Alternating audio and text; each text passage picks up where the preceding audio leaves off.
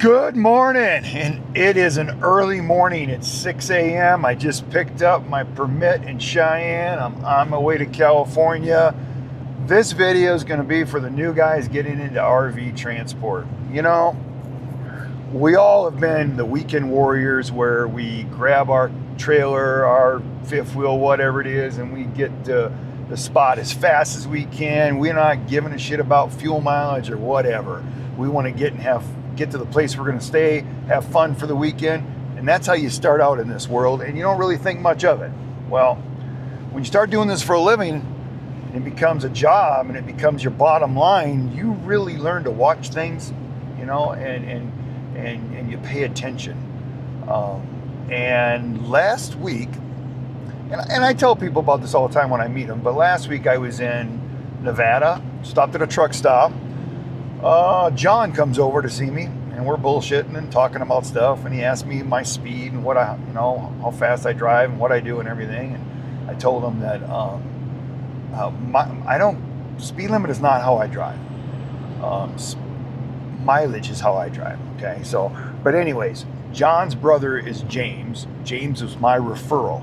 James came into this lifestyle and then told his brother John about it, and then signed up John as a referral. So when I talk about the referrals in this program and how you can make some extra money, that's exactly what they did. So now I'm talking to his brother John at the gas station. So let's throw out a wave real quick. If this is the first time you come across the video, everything will be down in the description below. If you leave my name, when you sign up, I get a referral bonus. You go to work for the company, you get that same, you can do the same thing. You can do just like James and John did, you know, and referral your family members and friends and stuff like that, make some extra money. It's a great way, it's a great lifestyle. It's a great way to live. I enjoy it. I meet a lot of people. It's a lot of fun, okay? So let's get back to the story. Anyways, John asked me about that, and I told him, I said, you know, the speed limit doesn't matter to me. I mean, my speed limit is on the conditions, my fuel mileage. I'm watching my fuel mileage. If you're new getting into this and you just go buy a brand new truck and you go out here and you start doing it, you don't really know your truck yet. You don't have a feeling for everything. You'll get it. You'll either have a headwind, you'll have a crosswind, you'll have a tailwind, you have no wind, okay? The way you drive your vehicle will be different for every one of those conditions.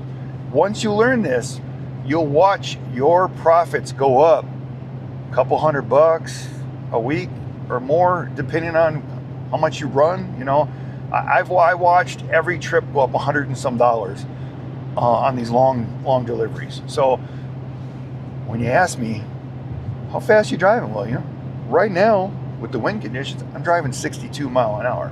The reason I'm driving 62 mile an hour is because I got a bad headwind and it's dropping my fuel mileage way down, okay? But I'll fluctuate and play with it. I'll play with the 62, 65. I'll get to the 65 and all of a sudden, and that's the speed you're recommended to drive, it is hard to do that when you're going out west and the speed limits are 80 degrees, right? 80 degrees. I must be in California already. When the speed limit's 80 miles per hour. You know what, I'm gonna leave that in there because that's kind of funny because it's early, right? And I'm human, and 80 degrees. Anyways, the speed limit's 80 mile an hour out west here, and when there's absolutely no wind or a wind pushing you and you're flying down the road, yeah, it's nice to go that fast, but I don't recommend it. I don't recommend it because these trailers are not designed to bounce down the road like that, and they fall apart, okay? The reason I'm bringing that up is because John, he told me, anyways, John did my theory. He's figured his truck out now. He's saving 5 miles. He's getting 5 miles per gallon more now, okay? So he had to reach out. He says, you need to throw this in a video for new people like me when I got into this. They need to know about this. And I said, I'll make a video about it. But anyways, he tells me he's driving down the road and he watches, it's almost, he said Indiana transporters, all flying by him. He goes, man, I'm running and they just fly right on by me. And I'm like, yeah. I said, the difference between them is they're younger maybe, inexperienced. I think they're the type of people, and I'm not saying Indiana, I'm just saying those type of drivers, okay? Because I've seen Synergy and other ones, I can't remember all. Indiana just pops into my head. So I'm not picking on the Indiana guys, okay? But anyways, they fly right on by. I don't think they realize that they find the right speed for their vehicle, they're gonna make more money. They're in this mentality, the faster I get there, the faster I drop it off, the faster I get back and I grab another one. Okay, that mentality is losing them money. Plus, that mentality is tearing up the fifth wheel, okay, or the camper, the travel trailer, whatever they're hauling. And then when we go to these dealers to drop our stuff off, and they go over everything with a fine-tooth comb, basically, and it's because they're used to that mentality of people in this line of work beating the shit out of this stuff, okay? You don't have to do that. Figure out your vehicle, figure out your speed, you'll make more money, you'll be driving safer, everybody will be happier. The equipment will get there in better shape. The reason I bring that stuff up is I feel that some of the people that have got into this line of work now are people like I am, full-time RV life, and you've been dragging your stuff across the country. You can't afford to fix it all the time, so you learn to take it easier, take care of your stuff. And I'm hoping the people we're bringing in here are going to be those type of people, and they watch these videos, or they already know this stuff because they've been on the road a lot. And some guys, really watch everything, but then there's a lot of guys that just don't do that. Me, I used to be the other guy. I wanted to get to the lake with my boat as fast as I could. I didn't give a shit, okay? I wanted to get to the camping spot before all my buddies beat me there so I could get my favorite spot. So I hauled ass, I did all that shit when I was young, and I meet these guys, and I know a lot of them were the same as me. So with age comes experience and comes knowledge if you just pay attention to it. So that's what this video is about, is John telling me that he applied what I do and just saved 5 miles per gallon, and just add up the fuel cost and what that's going to save him on that trip, or the end of the month, or the end of the year. See where I'm going with this? So learn your truck. Learn the areas, learn the speed, watch the roads, get this stuff there in better shape. More of this stuff comes into these dealers in better shape, the less they're going to be checking us over all the time, because it upsets me. I'm like, I take care of this junk better than I take care of my own, and my stuff, I've fixed all the stuff that they didn't fix right when they built it, because they push these things together so fast. Plus, they put us, we're hauling them down the roads. 2,000, 2,100 miles. We're the first people to actually do that with that camper. Things are going to come loose. All the sawdust is going to shake loose inside. It's going to be all over the place. This is all stuff I learned after I bought ours. I mean, here I get my brand new fifth wheel. Me and Robin are driving down on the road. We go to our first place to stay. We pull in there, and the whole thing looks like it's a sawmill inside it. I was like, is this normal? Yeah, and I called them, and they're like, yeah, it'll probably do it for the first 3 or 4 trips. I think it did it for the whole first 4 or 5 months of us being on the road. We don't have that problem anymore. These are the things you learn. But fuel mileage, guys. Fuel mileage will make and break this job. It will save your equipment, everything. Figure it out. Try your truck 60. Watch your fuel mileage. Stay on top of it. Pop it up to 62. Try that for a little while. 65, try, and then it's going to be different the next time because the conditions are going to be different. But you will learn your truck. I know this is going to be weird to you. I can feel outside what the weather's already doing. Everybody asks me, what apps do you use? I used all those apps that me and Robin talk about anymore. I use my experience, my feeling. Sometimes I just go with luck. And then when I put it in the videos and talk about it, everybody tells me, oh, you're bragging. I'm not bragging. I'm telling you my experience so you can do the same thing. But at the end of the day, I'm going with what my mind tells me to do, what my body is feeling, and I'm karma, luck, positivity. That's what gets me through this stuff. But fuel mileage. It's what makes and breaks the whole day. And when you're starting out on this job, I've had people message me this week. They grabbed one of those big Timberwolves, or those things that look like a parachute behind you. Their first load, they have no idea what they're doing. They grab that. A lot of them don't even have an auxiliary fuel tank. They're paying way too much at the pump. Some of them don't even have their com data card's not even activated yet. So you want to check that stuff.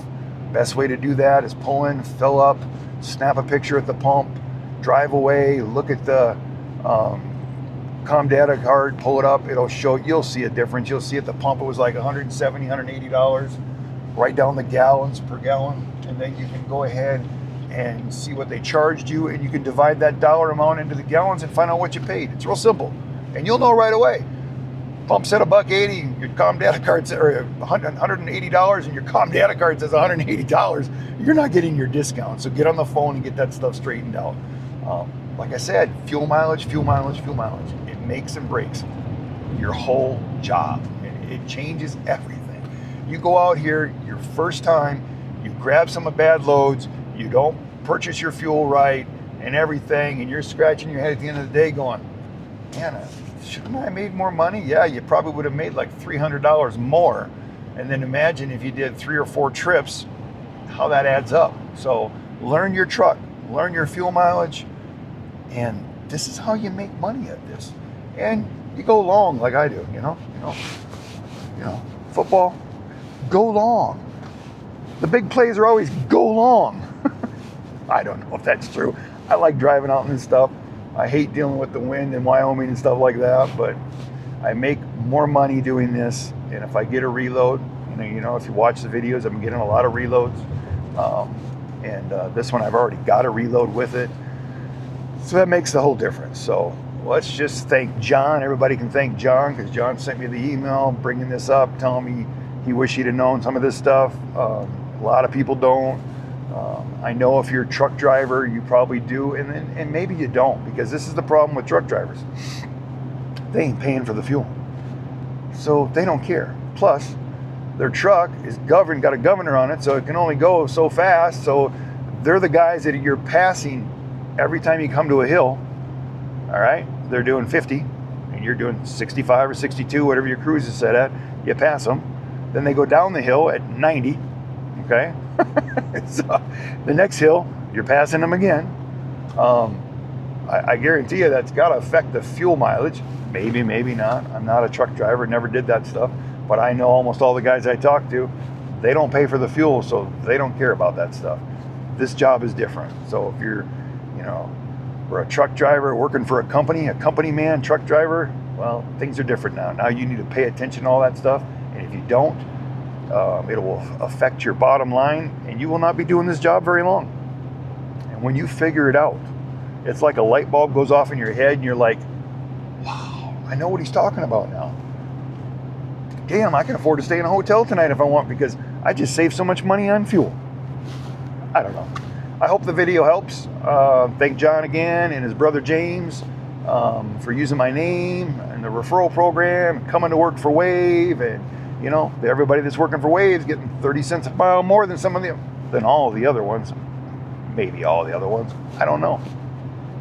Sound good though, right? I've been told they get more than Indiana Transport, 30 cents a mile more. But want to reach out. Let's throw a reach out to one of the guys that told me on YouTube the other day that they had 17 reloads out in, I think he said Idaho. So I guess Indiana they must have a yard out there, probably where there's new units where they can pick stuff up. So they do get some reloads, because all the guys I've talked to must not go out to Idaho, because they said there's never a reload on their board. So I want to give credit where credit is due. That's the first person that's told me from Indiana Transport that there is reloads, and I'm telling you, I've talked to 30 or 40 of them. So either they're not paying attention to that, or this guy's been doing it for a while, or he's one of them guys that pays attention to that because he knows where the extra money's at. So that's a shout out for you. Sorry I don't remember your name, because I suck with names. And it's 6 a.m. in the morning in Wyoming, in the middle of nowhere with the wind blowing. This is the best video you're going to get. And always,